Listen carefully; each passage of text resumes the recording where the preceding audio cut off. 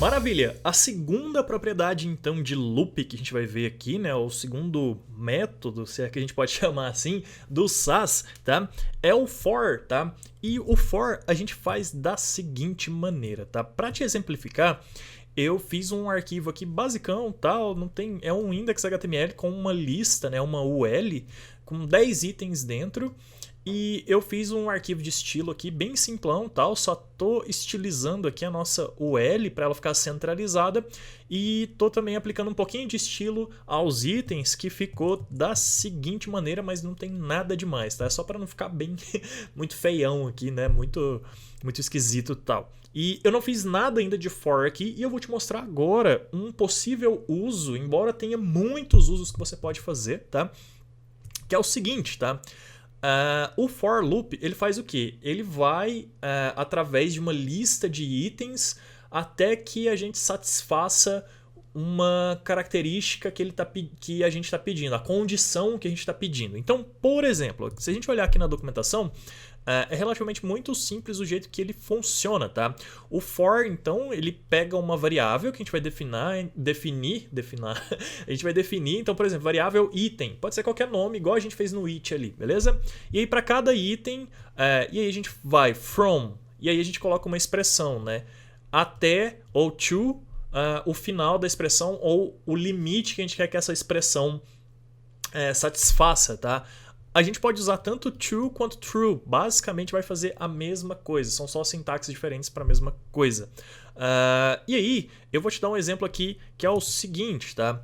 Nessa lista aqui, vamos imaginar o seguinte. É uma situação diferente, é uma situação que não é tão comum, mas que pode acontecer, tá? Aqui eu coloquei uma lista de string, mas poderia ser qualquer outro tipo de elemento. Por exemplo, poderia ser uma lista de cards, ou poderia ser, enfim, qualquer tipo de lista, né? E aí a situação é a seguinte, imagina que a gente quer formatar aqui, de alguma maneira, só até o 5º item da nossa lista, ou só até o 6º item da nossa lista. E aí depois disso a gente não tem formatações específicas. Então imagine que os 6 primeiros itens da nossa lista poderiam ser uns itens destacados e depois a gente não quer mais que os próximos depois dos 6 primeiros ou dos 5 primeiros sejam destacados, tá? Então como que a gente faria, tá? A gente pode fazer isso usando o loop do Sass, certo? Então vamos lá. Dentro aqui da nossa lista, tá? O que a gente pode fazer é o seguinte. Eu vou falar o quê? Aqui, ó, o que a gente quer mapear é cada um dos list items, certo? Então são os itens que a gente quer formatar e não a lista. A lista é só o container, beleza? Então eu vou fazer um for aqui que começa da seguinte maneira, sempre com um arroba, for, e aí eu posso passar o nome da variável, né, que a gente vai chamar cada item, pode ser qualquer nome que você quiser, eu vou chamar de item mesmo, tá? E aí a gente passa from, tá? Nesse caso aqui eu vou colocar uma expressão muito simples, tá? Que eu vou colocar assim, do número 1, ou seja, do primeiro item da lista, tá? Até, então eu posso colocar to ou true, tá? Tanto faz. True. Ô, palavrinha difícil. True. Isso. From true ou to. E eu vou colocar aqui até o 6º, tá? O número 6. Beleza. E aí eu vou abrir e fechar aqui então. E aí eu vou falar o seguinte. Olha, do primeiro até o 6º item, tá? Faça o seguinte. Eu quero que esse LI aqui tenha tal formatação, tá? Então eu vou falar que eu quero que eles tenham, sei lá, o background blue e color FFF, tá? Beleza. E fora do loop eu também tenho que definir. Caso contrário vai ficar sem formatação nenhuma, tá? Então fora do loop, aí sim eu quero que aconteça o quê? Eu quero que o nosso elemento tenha, sei lá, o background green. Vamos deixar sem nenhum background, na verdade, vai ficar branco normal, tá? Ah, Bruno, é só fazer isso aí que vai dar certo? Vamos dar uma olhadinha aqui no CSS e você vai entender, tá? Então eu já salvei, ele compilou aqui. E aí olha só o que ele fez. Ele fez o nosso primeiro L, aí ele fez o nosso LI, e depois ele repetiu a mesma coisa para o próximo item da lista, depois ele repetiu a mesma coisa, depois ele repetiu a mesma coisa, ou seja, ele gerou pra gente 6 linhas de CSS ou 6 classes, né? Porque a gente colocou direto o selector nos elementos, mas seriam classes aqui e tal, iguais. E isso basicamente não vai funcionar pra gente. Se eu salvar aqui e olhar aqui no nosso navegador, olha só o que aconteceu. Tipo, a gente não conseguiu satisfazer o nosso objetivo, tal. Por quê?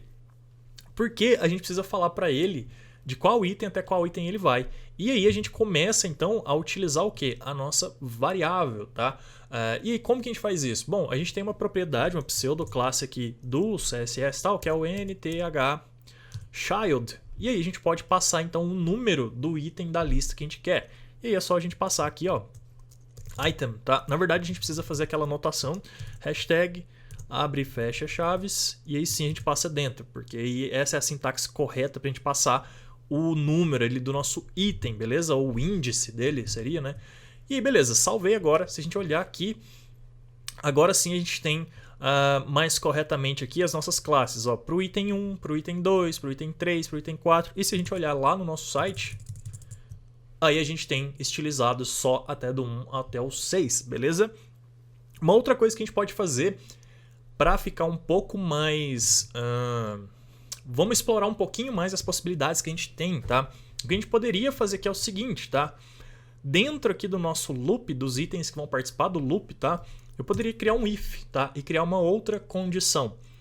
Qual seria essa condição? Vamos usar um pouquinho de operadores, tá? Tem um operador que ele é o sinal de porcentagem, e aí o que ele significa, o que ele retorna pra gente é o resto, tá? Então, por exemplo, se eu dividir 10, vamos supor que eu quero verificar se o resto é igual a 0. Isso geralmente a gente faz para saber se o número é par ou se é ímpar, tá?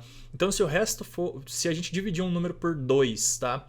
E o resto for igual a 0, quer dizer que esse número era par, certo? Porque todo número par a gente divide e ele não vai ter resto, digamos assim, né? O resto que eu falo é se eu dividir 2 por 2, dá certo a conta, né? Não fica nada sobrando. Agora se eu dividir 5 por 2 vai sobrar 1, certo? Esse é o resto, beleza? E aí seria um número ímpar, porque a gente sabe que sobrou alguma coisa da divisão. Então vamos fazer o seguinte, eu vou fazer um if aqui, e aí dentro do if eu vou falar o seguinte, se o nosso item, que é o número, né, do índice, tal, do 1 ao 6, tá? Se o nosso item dividido, né, por 2, o resto dele for igual a 0, eu sei que esse número é par. E aí eu faço o seguinte, eu só formato se o número for par, tá? E aí, qual que é a diferença da gente fazer o even e o odd? Porque se você tá pensando aí agora, você falou, não, Bruno, mas isso aí que você tá fazendo, você vai alternar as cores das linhas e tal. E a gente tem o even e o odd, que a gente pode fazer isso lá no nosso CSS. Sim, tem.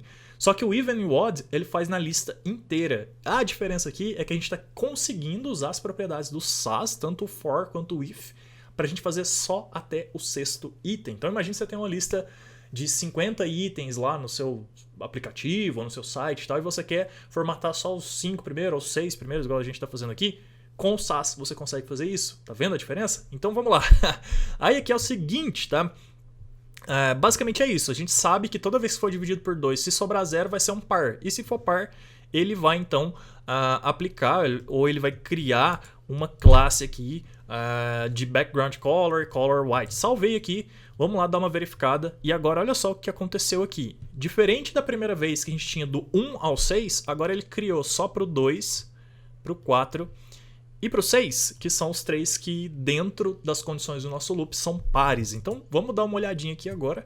E olha só, do 1 até o 6 apenas, e daqui para baixo a gente tem a classe padrão que a gente criou, beleza? Bom, é isso, esse é o for loop, tá? E aí a gente pode encontrar outros usos para ele, ir dando uma explorada e tal. Dá pra gente gerar classes, né, por itens e tal. Então, por exemplo, eu poderia gerar uma classe nova aqui do 1 ao 6, que eu poderia chamar aqui então, tipo, de, sei lá, item. E aí eu poderia falar item, né, porque foi o nome que eu usei. E aí eu poderia falar que do 1 ao 6 vai ter uma classe para cada um desses itens. Enfim, dá pra gente fazer várias coisas que eu não vou estender aqui, mas sim, tem vários usos pro for. Eu queria te mostrar esse uso aqui, que ele é um pouquinho específico, e eu consigo mostrar coisas que a gente consegue fazer com o for que a gente não conseguiria fazer manualmente, assim, se a gente escrevesse só o CSS puro. Isso aqui é uma delas, tá? É mais fácil, é muito mais simples fazer com o for do SAS. Belezinha? Bom, então é isso. Valeu e te vejo na próxima aula.